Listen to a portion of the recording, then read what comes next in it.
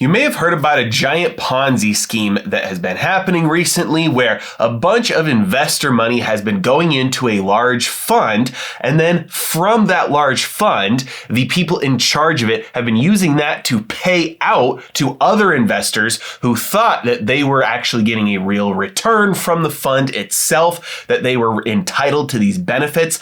In fact, these benefits were only being paid out as a result of new investor contributions. And no, I'm not talking about FTX. I'm not talking about Bernie Madoff. I'm not talking about any of those Ponzi schemes. I'm talking about the biggest one ever, Social Security. And now, due to new funding issues and increased expenses, the fund is scheduled to be depleted in 2023. But I've got some good news for you. They must have figured something out, conjured up some magic here, because now they've been able to push back that year, and now it's projected to become depleted in 2034, a full year later than last year's estimate. But in order to understand what this means, because it doesn't mean what most people think it means, we have to take a look at how funding is done for Social Security. Because contrary to some of the clickbaity type of articles, this doesn't mean that Social Security will stop paying out. It does, however, mean it's going to cost you a lot more. So let's take a look at the whiteboard right here as we go through what exactly happens here.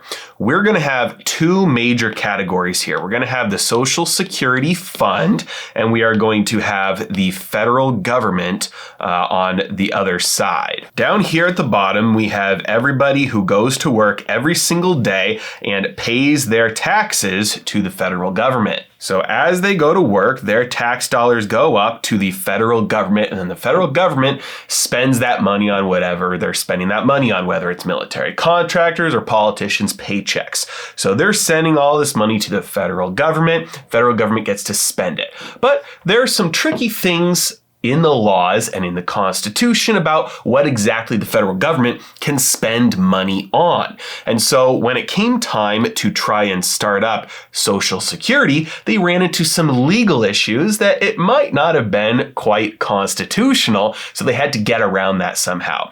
And the way they got around it was the establishment of this thing called the trust fund, the Social Security Fund. There are actually two funds here. One of them is the Old Age and Survivors Insurance Fund, and the other one is the Disability Insurance Fund. Collectively, these are referred to as Social Security Trust Fund. And so what they said was that people are going to have to pay directly into this trust fund as an insurance policy. And then as your benefits built up throughout your life eventually, and you'd be able to draw on those benefits and you would get paid out from what you paid in. But as with everything, it's never that simple, and it is never as good as it seems either. You'd imagine that after so many decades of this being around, there would be a large chunk of cash saved up in that trust fund, but that is not the case. In fact, there is no cash, there is negative cash in this trust fund, because every dollar that has gone in there has been loaned over to the federal government.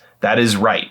And so all this money that people thought that they were paying into the trust fund is actually not staying in that trust fund. It's going over to the federal government in terms of a loan so that the federal government can spend that money, and then someday they're going to have to pay it back. Now, as it is with everybody, when somebody makes a loan to the US government, that is done through purchasing something called a treasury. And as of right now, there's about $2.85 trillion worth of US treasuries inside the trust fund. So you might think, well, that sounds pretty good, right? They've got $2.8 trillion worth of assets in there. That's quite a bit. But in reality, as you can see, these are actually just loans made to the United States government that the government is going to have to pay back to the Social Security Fund. Now, over the last few decades, the Social Security Fund has been building up. There's been more money going in than there has been going out. And that trend reversed in 2021, which means that every year going forward now, according to current projections, that trust fund will get smaller and smaller and smaller. And so it's like this. For the last couple of decades, the amount of money that has been going into the trust fund has been growing. So they've been growing this giant stack. Now, keep in mind, They haven't been keeping this stack of cash. They've been loaning it to the United States government. So all that Social Security money went into the Social Security fund and then right back out to the federal government so the federal government can spend it on whatever they want to spend it on. And so this represents a pile of IOUs from the government to Social Security. So over the last couple of decades, that has been going up because the amount of money that has been going in has been greater than the amount of money that's been going out. But as of 2021, that trend has changed. And so now the amount of money in the security fund will be going down. And in the year of 2033 or 2034, based on current projections, the amount of money in there will be all gone. Now, realistically, what this means mechanically, what is going on right now is there are a bunch of treasuries in that Social Security Trust Fund that the Social Security Trust Fund is actively selling. So that means instead of the government being able to borrow money from Social Security and have a little boost in its spending that way, now it's having to replace that source of funding by borrowing from other sources like financial institutions, individual investors, and just the open market. Meanwhile, borrowing costs for the government are going up because all those treasuries that the Social Security Fund owns, they're being sold. And so that drives the prices down and the interest rates up. At the same time, Bank of Japan, central banks around the world, the Federal Reserve, they're all being sellers of US treasuries right now. So the United States government is having a hard time finding big buyers of its debt, meaning it's having a hard time finding big funders for its spending. So what exactly does this mean that the trust fund will be depleted in 2033, 2034, 2035, whenever it happens based on current projections?